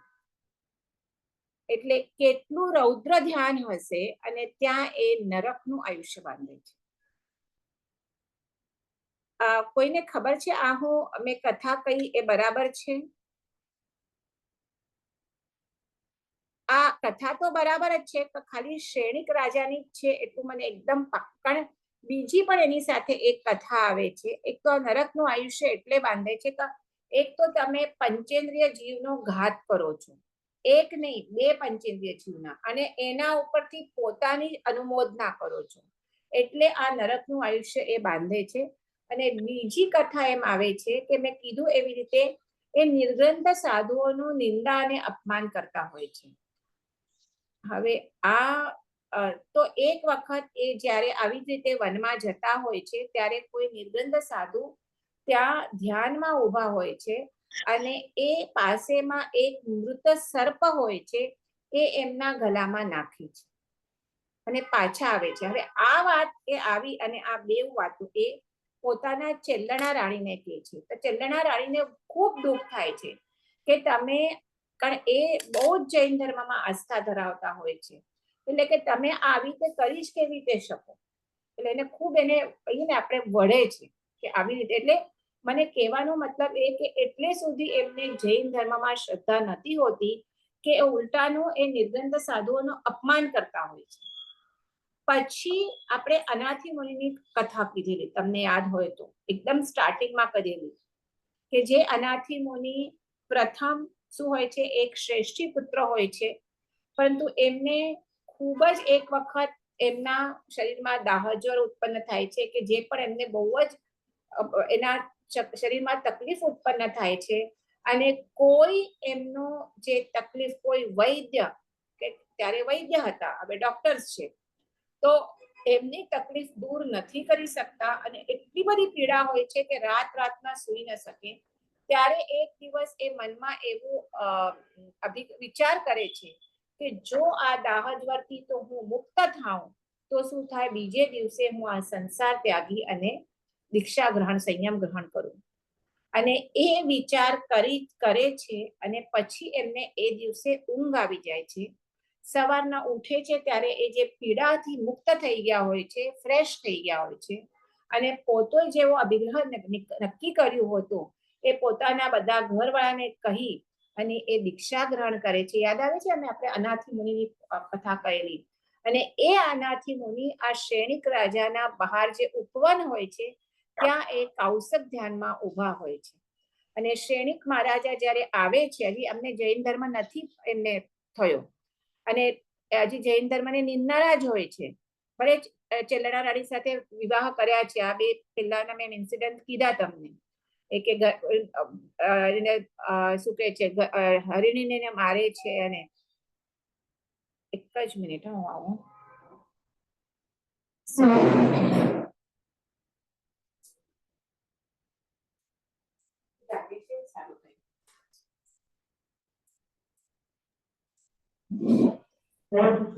તો ત્યારે એ અનાથી મુનિને એ જ્યારે જુએ છે કે આટલા યંગ કોઈ પુરુષ છે, આટલું તેજ છે એના શરીરમાં, મોઢા ઉપર, અને એને સંન્યાસ ગ્રહણ કર્યો છે. અને પછી એમની આખી વાર્તાલાપ થાય છે. એ કહે છે કે તમે આટલા યંગ એજમાં શું કામ સંન્યાસ ગ્રહણ કર્યો છે, કે આ તો એજ તમારી ભોગ ભોગવવાની છે. તો એ ત્યારે અનાથી મુનિ કહે છે કે હું અનાથ છું, મારો કોઈ નાથ નથી, એટલે મેં સંન્યાસ ગ્રહણ કર્યો છે. એટલા ઉપરથી તો અનાથી મુનિ કહેવાય છે. નામ તો બીજું કંઈક હશે, પણ આપણે જે હિસ્ટ્રીમાં, શાસ્ત્રમાં જે વાતમાં એને અનાથી મુનિ તરીકે ફેમસ છે. ત્યારે રાજા કહે છે કે અનાથ તમે કહેતા હો તો હું તારો નાથ, તમારો નાથ બનું. તમને જે તમને ઈચ્છા હોય ભોગ ભોગવવાની બધી હું તમને તમારી ઈચ્છાઓ પૂરી કરું. તો અનાથી મુનિ શું જવાબ આપે છે કે તમે પોતે અનાથ છો અને મારા નાથ કેવી રીતે થશો. અને પછી આખો વાર્તાલાપ છે, સમજાવે છે. એના પછી કંઈક નિમિત્ત જોઈએ સમજવા માટે, અને એ નિમિત્તથી અનાથી મુનિના વાર્તાલાપ પછી આ શ્રેણિક મહારાજા જૈન ધર્મ એ ગ્રહણ કરે છે. જૈન ધર્મ પર શ્રદ્ધા થાય છે. અને એમની રાણી તો ચેલણા રાણી છે, જે તો આખો વખત એટલે એમને ઉપદેશ આપતી જ હોય છે કે તમે આમ નહીં કરો ને આ જૈન ધર્મને ગ્રહણ કરો. પણ એ તો અત્યંત મહાવીર પ્રભુ અને જૈન ધર્મ પ્રત્યે શ્રદ્ધાવાન હતી. અને પછી આ અનાથી મુનિ સાથે વાર્તાલાપ થાય છે, અને સાથે એની રાણી ખૂબ સમજાવે છે. અને એ મહાવીર સ્વામી પાસે જાય છે, એમનો દેશના સાંભળે છે, અને પછી મહાવીર સ્વામીના અત્યંત ભક્ત થઈ જાય છે. ભક્ત એટલે એટલા ભક્ત થઈ જાય છે કે એમની બધી જે અશુભ પ્રવૃત્તિઓ હોય છે, આ બધી શિકાર કરવાની ને બધી આ બધી પ્રવૃત્તિઓ એમની બંધ થઈ જાય છે. એમનું હવે ચિત્ત શુભ પ્રવૃત્તિઓમાં જ રહે છે. પણ એમણે જે પોતાના પહેલાના આમાં પાપાચરણથી આયુષ્ય બંધ કરેલો હોય છે, શું? નરકનું આયુષ્ય. એમણે 7મી નરકનું આયુષ્ય બંધ કરેલો હોય છે. એ આ શુભ પ્રવૃત્તિથી એમનું પ્રથમ નારકીનું આયુષ્ય થઈ જાય છે. અને એ પણ જગન્ય. જગન્ય એટલે એક જગન્ય હોય અને એક ઉત્કૃષ્ટ હોય. જગન્ય એટલે ઓછામાં ઓછું, અને ઉત્કૃષ્ટ એટલે વધારેમાં વધુ. જેમ કે પ્રથમ નારકીનું જગન્ય આયુષ્ય 10,000 વર્ષનું છે, અને ઉત્કૃષ્ટ મને એક્ઝેક્ટ યાદ નથી, પણ બહુ મોટું છે. એટલે એ કાળમાંથી જ્યારે નારકીના જીવોનું, જેમ કે હવે આપણું એક્ઝામ્પલ કહું સમજવા માટે, કે આપણું હમણાં મનુષ્ય ગતિનું આયુષ્ય હમણાં પંચમ કરામાં કેટલું છે, તો આપણે કહીએ કે જગન્ય તો તરત આવીને પણ બાળક મૃત્યુ પામી શકે. ખબર છે, આપણે ખ્યાલ છે કે ઘણી વખત મૃત બાળકો પણ આટલે છે. એટલે એક સમય કે જે પણ આપણે એક સેકન્ડ જે પણ કહીએ જગન્ય આયુષ્ય ઓછામાં ઓછું, કે તમે બાળક મૃત્યુ જન્મ થઈ અને તરત મૃત્યુ પણ પામી શકે છે. અને વધારેમાં વધારે આપણે કહીએ ઉત્કૃષ્ટ કે 100 વર્ષ કે 110 વર્ષ મેક્સિમમ. 100 વર્ષના તો આપણે ઘણે જોઈએ છીએ કે 100 પણ કેમને કોઈ ક્રોસ કર્યા છે. પણ એ ઉત્કૃષ્ટ આયુષ્ય. અને વચ્ચેના બીજા જે ટાઈમ છે, આ એક મિનિટ કે એક કલાક, એનાથી કરી અને આ 110 વર્ષ કે 120 વર્ષ, એના વચ્ચે શું થાય છે, જેમ તમારું જેમ આયુષ્ય કર્મ હોય એ પ્રમાણે મનુષ્ય ગતિ કરે. તો એ જન્મ એમની હોય આયુષ્ય, તો એ જ પ્રમાણે દરેક નારકી હોય કે દરેક દેવલોક હોય એમનું જગન્ય આયુષ્ય હોય અને એમનું ઉત્કૃષ્ટ આયુષ્ય હોય. તો અહીંયા આ પ્રભુ પ્રત્યેના ભક્તિ પ્રત્યે એટલી બધી ભક્તિ હોય છે કે એ ભાવિ તીર્થંકર તો બને જ છે. એમને આ પ્રભુ ભક્તિ આખી એમની જીવન ધારા પરિવર્તિત થાય છે, મોહનો ક્ષય થાય છે, અને પ્રભુ મહાવીરના ભક્તિથી એ ભાવિ તીર્થંકર બને છે. અને પછી એમનું હજી પાપાચરણ તો હોય જ છે. એટલું બધું કહું છું ને, એટલે સાવ તમારું નીકળી ના જાય ભલે તમે કરો, એટલે નારકીનું આયુષ્ય તો રહે જ છે, કારણ એમને બંધ કરેલો છે આયુષ્યનો. એટલે પણ એ જઘન્ય એટલે 10,000 વર્ષ આયુષ્યનું રહે છે. એટલે ઓછામાં ઓછું 10,000 વર્ષનું નરકનું આયુષ્ય તો એમને ભોગવવું જ પડશે. અને એટલે હમણાં ક્યાં છે એ? હમણાં એ નરકમાં છે, પણ સમ્યક દર્શન થઈને ગયા છે, એટલે સમ્યક દ્રષ્ટિ છે. અને પછી આવતી 24મીમાં એ પ્રથમ તીર્થંકર થશે, પદ્મનાભ સ્વામી. હમણાં પંચમ આરો ચાલુ છે, તમને ખ્યાલ છે ને? આ અવસરપીણી કાળ ચાલશે. અવસરપીણી એટલે શું? ઉતરતો કાળ. એટલે બધું ઉતરતું ઉતરતું ઉતરતું થઈ રહ્યું છે. છેલ્લા 24 તીર્થંકર ભગવાન થશે. ચોથા આરામાં બધા તીર્થંકર થઈ છે. પછી ચોથા આરામાં કંઈક 3-4 વર્ષ બાકી હોય, સોરી, હા, અને ત્યારે વીર પ્રભુ નિર્વાણ પામે છે. પછી પાંચમો આરો બેઠો છે, જે હમણાં પાંચમો આરો, જેને 2500 વર્ષ જેટલા થઈ ગયા છે. ટોટલ પાંચમો આરો કેટલા? 18,000 વર્ષનો. તમને કન્ફ્યુઝન નથી થતો ને? વધારે હું ફાસ્ટ નથી જતી, પણ આ બધું આપણે પહેલા લઈ લીધું છે, એટલે હું ફાસ્ટ જાઉં. તમે થોડુંક યાદ કરતા જજો મારી જોડે. તો આ પાંચમો આરો કેટલો હોય? 18,000 વર્ષનો હોય. એમાંથી 2500 વર્ષ થઈ ગયા છે, બરાબર છે? હમણાં તીર્થંકર નથી. પાંચમા આરા પછી છઠ્ઠો આરો આવશે.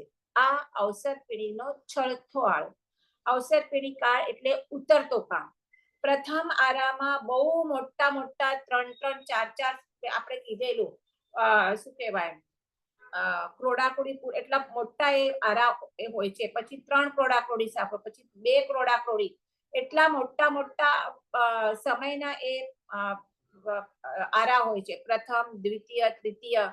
પછી ચોથો આરો એક ક્રોડાકોડીમાં 36,000 વર્ષો ઓછા. કારણ એ પણ મોટો આરો છે, પણ તો પણ પહેલા બીજા ત્રીજાના કમ્પેરિઝનમાં ઓછું હોય છે. અને આ પાંચમો આરો ખાલી 18,000 વર્ષનો છે. અને એના પછી બીજો આવશે 18,000 કે 21,000, સોરી 21,000, મિચ્છામી દુક્કડમ, બરાબર ને? કોઈ તો કહો. હા બરાબર, 21,000. 21,000 એમાંથી ઓલમોસ્ટ હવે 25.5 જેટલું પતી ગયું છે, એટલે 18,000, 18,500 જેટલું બાકી રહ્યું છે. અને પછી છઠ્ઠો આરો આવશે, એ પાછો 21,000 આવશે. હું તમને એટલા માટે બધું કહી રહી છું કે હવે એના પછી એટલે પાંચમો આરો છઠ્ઠો આરો પત્યો એટલે અવસરપીણી કાળ પતશે. છઠ્ઠો આરો એટલે અત્યંત દુઃખ દુઃખ દુઃખ હોય, આપણે બધું જોયેલું.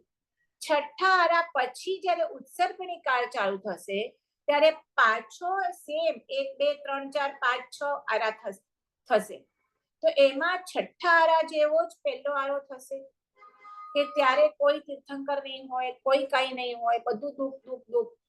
એ પહેલો આરો પતવા આવશે, એ છઠ્ઠા ઉત્સર્પીણી કાળનો પહેલો આરો. એટલે જે હમણાં છઠ્ઠા આરો છે, હમણાં અવસરપીણી કાળ, એ બે સેમ હોય. પછી એ અંતમાં બધી વરસાદ પડશે ને, આપણે જોયેલું ઘીનો વરસાદ ને પાણીનો વરસાદ, એટલે બધા, અને પાછી બધી ભૂમિમાં બધું જે બધું એકદમ ડ્રાય થઈ ગયું હોય છે, બધું વેજીટેશન નષ્ટ થઈ ગયું હોય છે, એ બધું પાછું થશે. અને બીજા આરામાં પાછો આપણો જે હમણાંનો પાંચમો આરો છે, એવો બીજો આરો થશે. હા, અને પછી આવશે ત્રીજો આરો. એટલે એ 18,000 ના પહેલો ને બીજો આરો પતી જશે. પછી ત્રીજા આરામાં હવે ઉત્સર્પીણી કાળના 24 તીર્થંકર ભગવાન થશે. એમાંથી જે પ્રથમ તીર્થંકર ભગવાન હશે, એ હશે પદ્મનાભ સ્વામી, અને એ છે આ શ્રેણિક મહારાજાનો છે. એટલા માટે મેં તમને હજી વાત કરી. ખ્યાલ આવ્યો?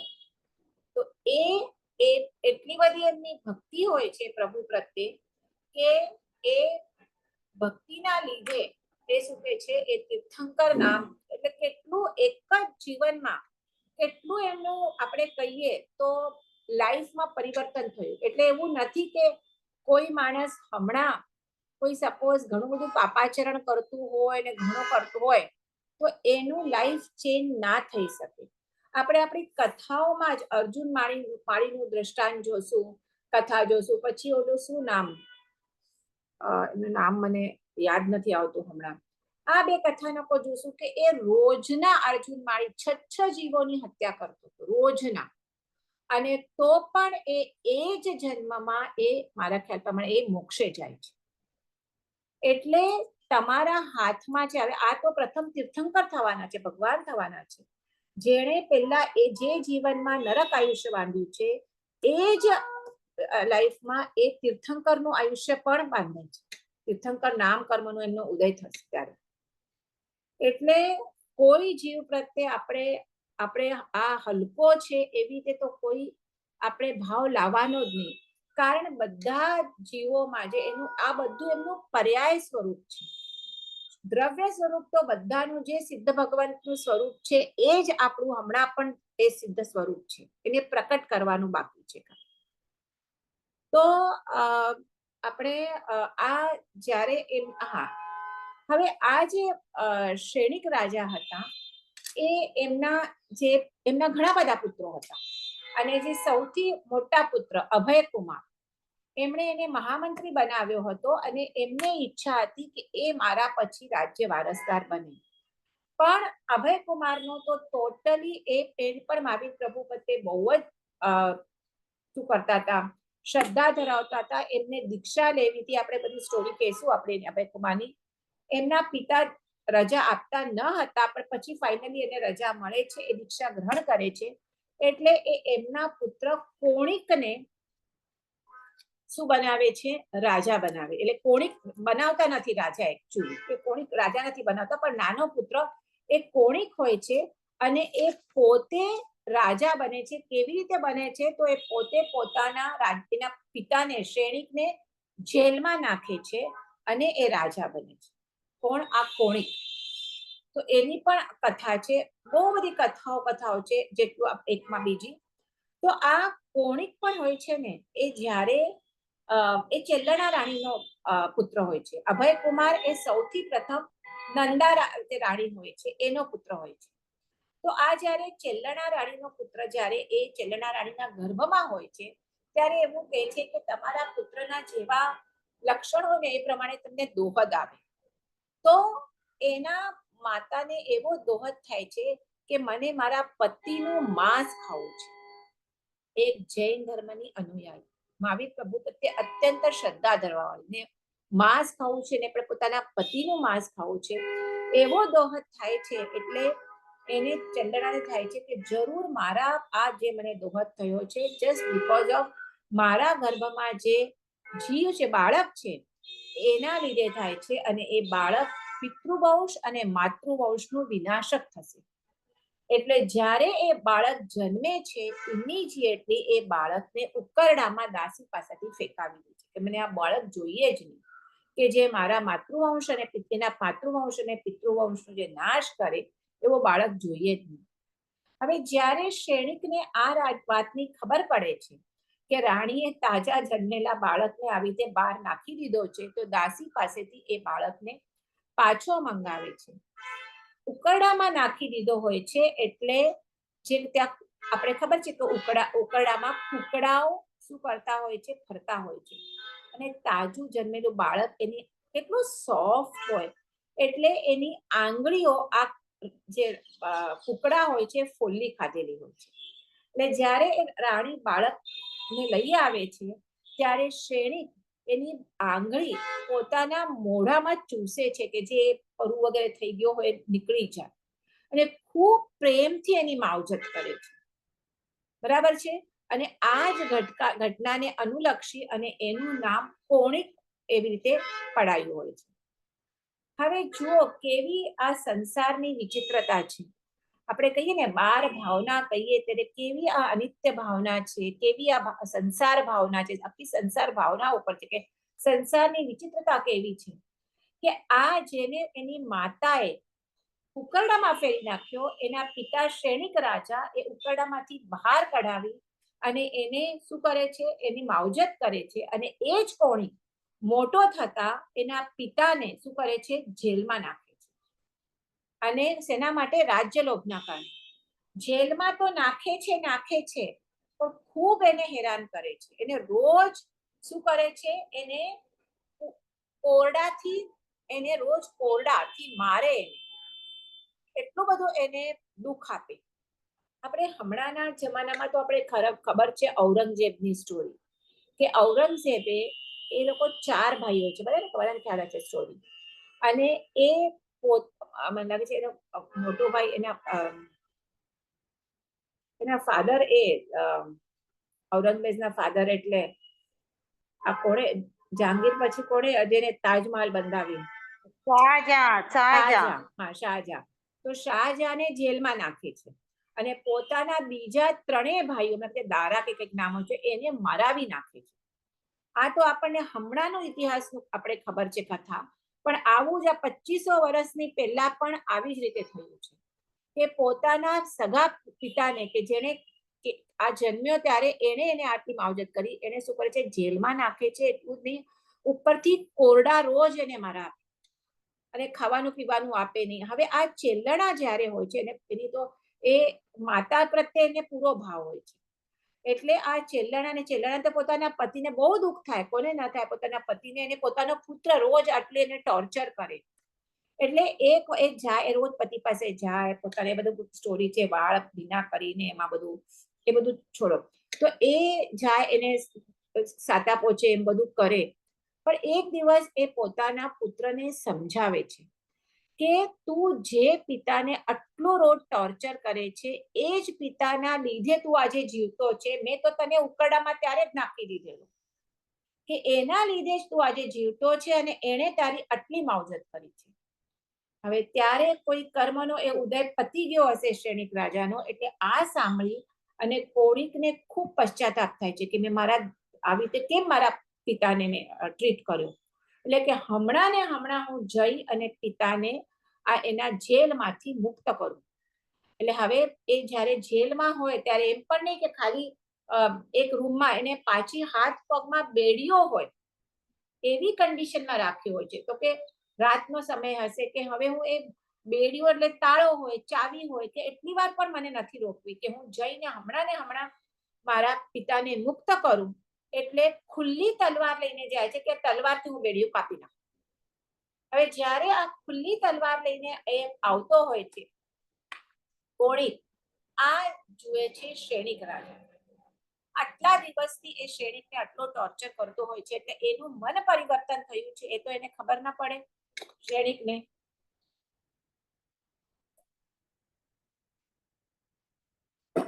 એને થાય છે કે મારો પુત્ર મને મારવા માટે આવી રહ્યો છે.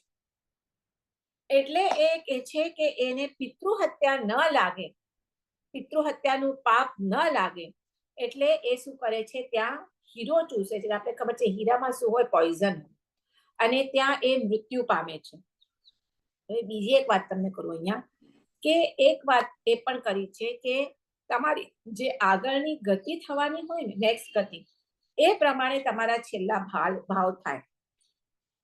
તો એ ભલે ત્યારે આટલો ટાઈમ સુધી શ્રેણિક રાજાએ ક્ષમતા રાખી હતી, પણ હવે જ્યારે છેલ્લે હવે એનો એ મૃત્યુ પામે છે, ને હવે નેક્સ્ટ ગતિ કઈ છે, નરકની ગતિ છે. એટલે એને છેલ્લા એના ભાવ બગડે છે. અને એ શું કરે છે, એ જ્યારે આ ચૂસે છે અને પછી એમના ભાવ બગડે છે કે મારો, એટલે અને એ રૌદ્ર ધ્યાનમાં મૃત્યુ પામે છે, કારણ એ છે જ નરક ગતિમાં જવાના છે. એટલે એ રૌદ્ર ધ્યાનમાં મુક્ત. હવે ઓફકોર્સ હવે સમ્યકદર્શી આત્મા છે, ત્યાં આટલા દુઃખોમાં પણ એ સંભાવમાં છે. એટલે જ આપણે એમને વંદન કરીએ છીએ કે આટલા નરકના દુઃખોમાં પણ એ શું છે, સમતા ભાવમાં, સમ્યક દ્રષ્ટિ છે, સમતા ભાવમાં એ કરી રહ્યા છે. તો આ કોણિક શ્રેણિક રાજાની કથા છે. એની સાથે બીજી પણ એક કથાઓ, 3 કથાઓ એની સાથે આવે છે શ્રેણિક રાજા સાથે, કે શ્રેણિક રાજા મહાવીર પ્રભુનો ભક્ત થઈ ગયા છે. એક વખતે પૂછે છે કે તમારે મારે આવતું મારું શું છે ગતિ? તો પ્રભુ કહે છે કે આવતી ગતિ તમારી નરકની છે. તો કોને ગમે કોઈ કે નરકની? બહુ દુઃખ થાય છે. તો એ કહે છે કે હું તમારો આટલો ભક્ત છું, અને પછી એ પણ કહે છે કે મારી નરકની ગતિ, કે તમે ગમે એમ કરી અને મારી ગતિ તમે ચેન્જ કરો. પ્રભુ સમજાવે છે કે એના હાથમાં પણ નથી. તો જેવા કર્મ એને બાંધ્યા છે એ પ્રમાણે એને નિકાચિત કર્મ બાંધ્યું હોય છે. કારણ જે એ હરિણીને એને જે ગર્ભ અવસ્થામાં જે એને બાણ મારી અને જે અગ્મોદના પોતા ઉપર ગર્વ કર્યો છે, તો એ કર્મ નિકાચિત બંધાઈ ગયો છે. એ ખ્યાલ છે ને, કર્મના પણ આપણે જ્યારે કર્મ થિયરી લીધેલી ત્યારે 10 પ્રકારના કર્મ આપણે બંધીએ. કોઈ કર્મની ઉદીર્ણા થાય, કોઈ અપકર્ષ થાય, ઉત્કર્ષ થાય. એટલે જરૂરી નથી કે તમે જે કર્મ, એમાં પાછી કર્મની સ્થિતિ હોય છે, એનો રસ હોય છે, બધા ચાર, એ બધું બહુ ડિટેલમાં કર્મ થિયરી આપણે જોયેલી કે એની જે સ્થિતિ હોય એ સ્થિતિમાં ઓછું વધુ થઈ શકે. સ્થિતિ એટલે ટાઈમ પીરિયડ. જેમ કે મેં કીધું કે એમનું 7મી નરકીનું એ સીધું ફર્સ્ટ નરકમાં એનું પરિવર્તન થઈ શકે, થયું છે. સ્થિતિમાં પરિવર્તન થાય, રસમાં પરિવર્તન થાય. એટલે કે જે રસથી તમે કર્મ બાંધેલું છે, નોટ નેસેસરી એ જ રસથી તમે સપોઝ કોઈ આવી તમારા શુભ ભાવ થાય, શુભ તમારું કઈ સાધના વગેરે થાય, તો જેટલા રસથી એ ઉદયમાં આવવાનું હોય એટલા જ રસથી આવે એટલી જરૂરી નથી. ફોર એક્ઝામ્પલ તમને આપું, તમારું એવું કર્મ તમે બાંધ્યું કે તમારો એક્સિડન્ટ થવાનો છે, પણ એના પછી તમે કોઈ એવી સાધના શુભ ભાવ કર્યો કે તમને કર્મ તો ઉદયમાં આવશે, પણ જસ્ટ તમારું માથું દુખશે કે એકદમ નાનકડું કઈ થઈને એ કર્મ ખપી જશે. ખ્યાલ આવે છે? તો એવી એ 10 પ્રકાર શાસ્ત્રમાં બતાવેલા છે. હવે હું બધું ડિટેલમાં તો હમણાં નથી લેતી. એની ઉદીર્ણા થાય, અપકર્ષણ થાય, એવી રીતે વધી પણ શકે. ઘણી વખત આપણે ચલો કોઈ દાન ધર્મ કર્યું, હું તો બધું સારું સારું જ કહું છું હમણાં, કે તમારું આટલું તમારું કર્મ બાંધતી વખતે તમે ઘણું કર્મ બાંધ્યું છે, એટલે એનો રસ, એની સ્થિતિ, પણ પછી તમે એવી સાધના કરી કે એનું સ્થિતિ પણ ઓછી થઈ ગઈ. અને જેમ કે આ નારકીનું કે જેને જો જગનને જો આમાં જા 7મા નરકીમાં તો કેટલું લાંબુ આયુષ્ય, પણ એ ખાલી 10,000નું આયુષ્ય. રસમાં પણ મેં કીધું કે તમારે એક્સિડન્ટ થવાનો હોય ને, તો તમારે એક્સિડન્ટ થતો કેટલી બધી વેદના ભોગવી પડે, એના બદલે તમને ખાલી એ જરાક માથું દુખવામાં પતી ગયું. તો એવી જ રીતે ઊંધું પણ થઈ શકે, વધી પણ શકે એ સ્થિતિ. જો તમારું ત્યારે તમે એના કરતા ઉલટા પરિણામ કરો, તો જે કર્મ બાંધ્યું છે એના કરતા વધારે. હવે એમાં હું તમને સારું જ કહું. ફોર એક્ઝામ્પલ, તમે કંઈક દાન કર્યું કે કંઈક સારું કામ કર્યું અને તમે શુભ કર્મ, પુણ્ય કર્મ બાંધ્યું, અને પછી તમે એની જ બહુ અનુમોદના કરી કે હા અમે બહુ જ સારું કર્યું, સારું થયું આ કર્યું, તો શું થાય? અનુમોદના, પોતે જ અનુમોદના કરો સારા કર્મની, તો શું થાય? જે તમે કર્મ બાંધ્યું ત્યારે તમે જે પુણ્ય ઉપાર્જન કર્યું એમાં પાછું ઘણું બધું વધી પણ શકે. અને વાઇસ વર્સા, દરેક ચીજમાં ખાલી હું તમને અહીંયા સારું, ઉલટું પણ થઈ શકે. તમે પુણ્ય બાંધ્યું, આપણે હમણાં જ આવશે મમ્મણ શેઠની કથામાં ને આવશે, નંદીશેર મુનિ મંચ એમાં આવશે કે તમે કોઈ સાધુ મહારાજને તમે બહુ ભાવથી બોરાવ્યું, કે તમે પુણ્ય બાંધ્યું, અને પછી તમને ગયા પછી થાય કે અરે રે આ શું કામ મેં આજે બોરાવ્યું, આટલું સરસ હતું, મારા માટે તો રહ્યું જ નહીં. સી, તો શું થયું? ત્યાં તમે જે પુણ્ય બાંધ્યું હશે એમાં તમારો ઘટાડો થઈ જશે. પાપનું પણ એવી રીતે વધી પણ શકે, ઘટી પણ શકે. તો આ બધા આપણે 10 પ્રકારના બાંધ્યા છે. એમાં એક પાપ નિકાચિત કર્મ છે, એ કર્મમાં ફેર પડી ન શકે. એનું જો કે અહીંયામાં કહ્યું છે, પણ એ નિકાચિત કર્મ તમને ભોગવવું જ પડે. સી, કર્મ જેવી રીતે આમાં ફરક પડે, ઉત્કર્ષ અને અપકર્ષ થાય, એવી રીતે તમે કર્મનો ક્ષય પણ કરો છો. કારણ કે કર્મનો ક્ષય થાય જ નહીં. જો કર્મ જેટલા તમે બાંધ્યા હોય તો બધા ઉદયમાં આવે, તો આપણે ક્યારે મોક્ષ થાય જ નહીં. સમજો છો કે નહીં? તો ક્યારે મોક્ષ થવાનો જ નથી. ક્યારે તમે આ કરો કર્મ કેવી રીતે ખપાવો? જો બધા જ કર્મ ઉદયમાં આવે તો. પણ તમે એ સાધનાથી એ કર્મોનો ક્ષય કરી શકો છો. ધ્યાન, કાયોત્સર્ગથી એ કર્મનો ક્ષય કરીએ છીએ. અને એ જ આ 22 સ્વામી 5.5 વર્ષમાં શું કરી? સાધના કરી છે. ધ્યાન, કાયોત્સર્ગમાં જ હતા. પણ એમના તો કેટલા કર્મો હતા. એક બાજુ 23 તીર્થંકરના કર્મ ને એક બાજુ 22 સ્વામીના કર્મ, એવી રીતે આપણે વાંચીએ છીએ. પણ આ બધા કર્મોનો ક્ષય કર્યો પણ જે નિકાચિત કર્મો હોય એ તો ભોગવવા જ પડે. જેમ કે મહાવીર સ્વામીને જે ખીલા ઠોકવાનું ગોવાળનું હતું એ શું હતું? એમનું નિકાચિત કર્મ હતું, જે એમના ત્રિપુષ્ટ વાસુદેવના ભાવમાં બાંધ્યું હતું. આપણે જોઈ છીએ સ્ટોરી કે શૈયા કાલપના કાનમાં ધગધગતું સીસું રેડ્યું અને એ કર્મ એમને ભોગવવું જ પડ્યું. પણ એ ભોગવતા ભોગવતા એમને બીજા કર્મ નહીં બાંધ્યા, સમતાથી એમને કર્મ ભોગવ્યા. તો એવી રીતે જે અમુક કર્મો હોય એ નિકાચિત કર્મો. તો અહીંયા શેણિક મહારાજાનું પણ જે આ નરકનું જે કર્મ જે બાંધેલું છે એ શું છે? નિકાચિત કર્મ હતું. એટલે એ મહાવીર સ્વામીને ઘણી વિનંતી કરે છે. આપણે એના ઉપર હતા, એના ઉપરથી આટલું બધું પાછું મેં આવ્યું. તો એ કરે છે કે હું આટલો તમારો શિષ્ય એને કે મારો ગમે એમ કરો પણ મારા તમે આ નરકની ગતિ ટાળો. પ્રભુ જુએ છે કે હવે આ સમજતા તો નથી, ત્યારે એને 3 વાતો કહે છે કે આ 3 માંથી તમે એક કરી શકશો તો તમારું કર્મ પૂરું થઈ જશે. એ 3 આપણે નેક્સ્ટ ટાઈમ લેશું. એક છે, એક એમની દાસી હોય છે, મને દાસીનું નામ એક્ઝેક્ટ યાદ નથી, કે એ દાસીને તો તમે એની હાથેથી તમે જો દાન દેવરાવશો તો એ તમારો કર્મ નીકળી જશે. બીજું છે, એક કસાઈ હોય છે, કાલી આદિ કસાઈ કે નામ છે એનું. એ કસાઈના હાથે જો તમે એક દિવસ, એ રોજના કેટલા બધા 500 પાડાઓનું રોજ એ કતલ કરે, એ કસાઈ, કે એની પાસે તમે જો કતલ બંધ કરાવશો એક દિવસ માટે તો પણ તમારો નરકનું આયુષ્ય જતું રહેશે. અને ત્રીજું હોય છે ઓલા શ્રાવક, એમનું સામાયિક પુણ્ય શ્રાવક.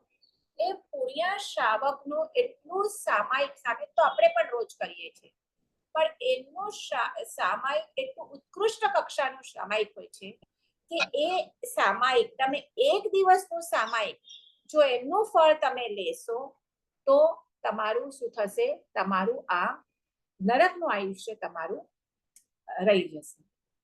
તો આ તો કહે છે કે હું તો રાજાની સમ્રાટ છું, સમ્રાટ. આ ત્રણેય ચીજો બહુ ઈઝી છે ને પ્રભુ કહે છે કે આ 3 માંથી એક જ કરી આવો. જરૂર નથી કે અમે 3 માંથી 3 કરો.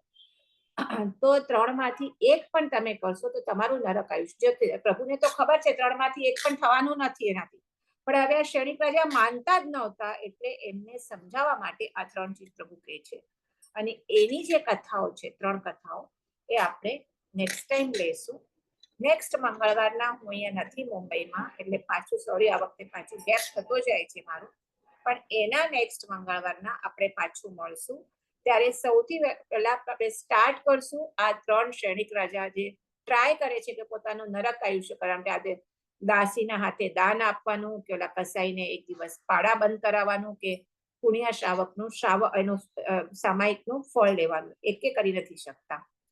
તો એ આપણે કરી અને પછી જે અભયકુમારનું આપણે કીધું એમની કથા છે, જેમના પુત્ર છે કોણિક છે એની પણ હજી કન્ટિન્યુએશન છે, એના પુત્ર બીજા હલવિહલ છે એની પણ કથાઓ છે. એટલે એવી રીતે આપણે લિંકમાં આપણે કરી અને નેક્સ્ટ ટાઈમ જ્યારે હું પાછું આમાં ગ્રુપમાં પણ નાખું છું કે ક્યારે આપણો નેક્સ્ટ હશે તો ત્યારે આપણે મળશું. જિનાબના વિરુદ્ધ કંઈ પણ બોલાયું હોય તો ઈચ્છામી દુકરણ.